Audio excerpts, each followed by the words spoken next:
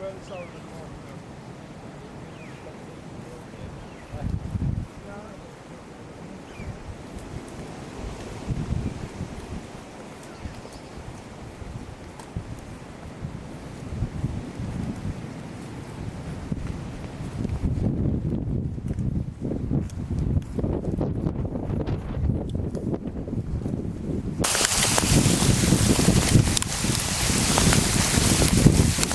Modernised where there isn't a lot of modern settlement. You'll find, as here, lots of the original 18th to 19th century headstones intact, in place and in situ. And here we're picking out the line, probably the original arc of the enclosure here. There's a monastic enclosure overlooking the stream on a patch of arable land just up from the coast.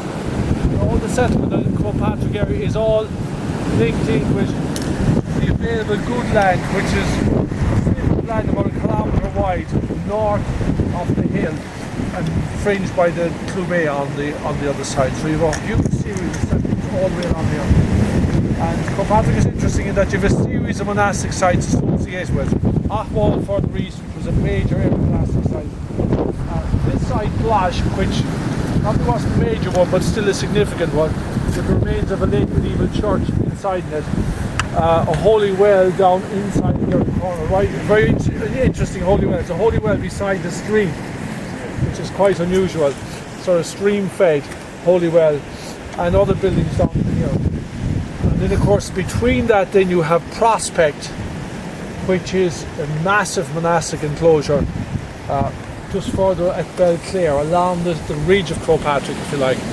And then further west again, you have Kilgeever, another major part of the whole pilgrimage site scene. And there's a series of other holy wells along the front face here, facing the bay, but they're all tied into good land. But there's a high concentration of monastic sites here on the ridge top, or on this north face. Early Christian Ireland is very interesting in that you have concentrations in certain areas, have huge numbers of sites. Southwest of Ireland, for example, Cork and Greenock, Cork and Kerry area, you have the highest concentration of monastic sites in the country. Whether they're all zealots down there or not, we're not sure. But there's the number of sites compared to the number of secular sites, Christian sites compared to secular sites, is very, very high. Now, the Clou area, the area around Gloshpatrick, is another one of those areas. We have a very high number of monastic sites relative to the number of secular sites in the area. So you have almost as many secular Christian sites here to ecclesiastical sites. The top of the mountain as it pulls out, I had suggested years ago that Gloshpatrick really was a ritual canvas that keeps getting reinvented. It was a Neolithic site, and then the next great settlement is just reimagining what was there already, altering and tapering and shaping it. And that the Christian tradition is just a re-polishing up of an old story, and that the history of pilgrimage on the site is likely to be very, very early. Chris Corlett, a very famous archaeologist, very good archaeologist, he took up that idea and he looked at, and he argued, because of the sheer palimpsest, the overlapping layers of sites that you have in the landscape here, that is likely to be true.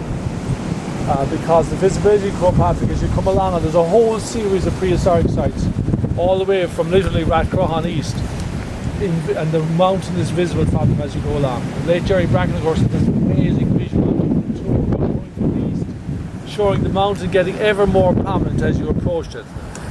Amazing series of photographs he took on high points. Take your time. It's okay, we're grand. Do managing. Sauces will be there again next year. Careful there. Anyway, so I used to believe in that, and Chris Corley came along and argued, and he used the visibility of monuments to show that Gloshpatrick was likely to be an ancient prehistoric pilgrimage site. Oh, I sort of don't believe in any of that anymore. I think it's a complete shuffle. But you can say it's possibly true, and it's to do with visibility of monuments. Gloshpatrick, giving it sheer scale and form and beauty, and it stands alone as this beautiful ridge, is visible from half of Connaught. It's even visible from parts of Ulster. So how do you make it? How does that make it? And so it's also every single bungalow built in Mayo, east of Westport, for the last 25 years, also can see Gloshpatrick. Doesn't mean they're building their. So it doesn't mean they're conscious. If you go up to Loch Crew, up in the Sligo Hills, Sligo borders, the Brickleaf Mountains there, if you look to the southeast, you can see Gloshpatrick, clear as a whistle, from the wonderful Passage complex there. But it doesn't mean the people here and there were knew each other. I was in Bidbowen last week, or 2 weeks ago now, you can see the Kerry Mountains. So the fact that it's visible doesn't necessarily mean it's prehistoric. So then if you look at the prehistory of the mountain, what's actually prehistoric as opposed to historic on them? When you get up, there's a number of sites. Religwira is over here on the right hand shoulder. Part of that column over on the far right. And Chris argued that the presence of cairns at Religwira would suggest the 3 cairns, that they're part of a Bronze Age site, again that's remodelled as Religwira in early historic times. But of course those cairns are modern, modern. It gives a different description to them. So they've evolved over time. And Yak been on, the author says been on,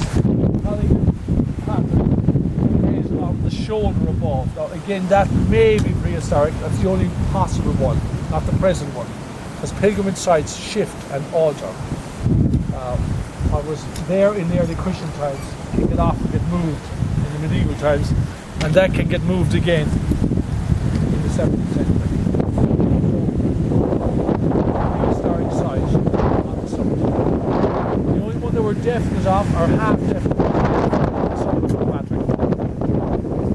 And the hill fort, we have dated it, the collapse of the wall, the rampart. Now we spotted this one day, Jerry was shown an aerial photograph of the Gloshpatrick. And in the photograph he was shown a beautiful church. And I said, what about the enclosure? And in snow, picked out and stuff, it's a large enclosure. Sorry, it hadn't picked out, so it's great view. Sometimes I'll stick it you in the face. Now we excavated that very much. And we found a date for the collapse of the wall was 8th century AD. That's the rampart is on. That only gives you the date of the collapse. The likelihood is that the rampart enclosed like a foot on top of the rock is a late Bronze Age fort. We can't be certain of it because we didn't get a date there. We got some amber beads, and amber beads again are beads that can span from the late Bronze Age into early historic period. So there's a possibility of a late Bronze Age hill fort on top of it. And 2 weeks ago I was down in Kerry and Carracunry. Massive fortress there. On Beena Ridge, which is the site of Mount Bradley, on the east of it, there's a fort at 2,800 feet. So there's a handful of sites, about 5 in the country, at high altitude, some of which may be late Bronze Age. That's 1000 BC roughly. And recently on Inishbofin Valley, one of the forts there, Promontory Fort, has been dated to around 800 BC. Dunangus is 1100 BC. That's as far back as we can push Gloshpatrick. We cannot push it any further back. It doesn't matter how visible it is. In Connemara, on a clear night, you can see the moon.